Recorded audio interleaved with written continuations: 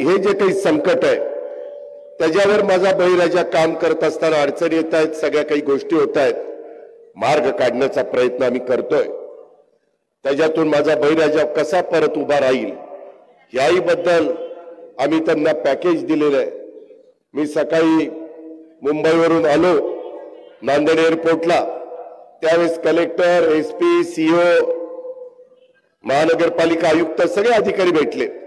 मी सर्वांना विचारलं की तुम्ही पंचनामे केलेले प्रस्ताव जे पाठवले ते सगळेच्या सगळे मंजूर करून आम्ही पाठवलेले ते ज्याच्या त्याच्या अकाउंटला गेले का?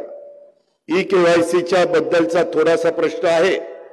माझ्या लाडक्या बहिणी देखील इथं बसल्यात, त्यांच्याकरता देखील आम्ही मागे योजना आणली, त्याचा काहींनी चेष्टा मस्करी केली, पण त्याच्यात ई-केवायसी फार महत्वाची आहे।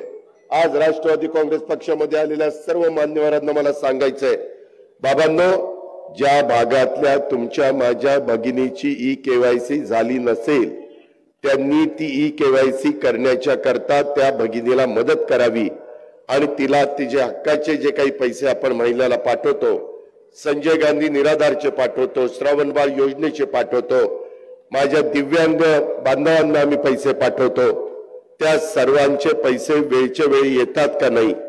कारण मी अर्थमंत्री म्हणून काम करत असताना ह्या गरीब घटकाचे, ह्या ज्यांना खऱ्या अर्थाने त्याची गरज आहे अशा माझ्या सहकाऱ्यांचे पैसे वेळेमध्ये जाणं आणि त्यांच्या संसाराला काही ना काही हातभार लागणं हे आमचं सगळ्यांचं कर्तव्य आहे।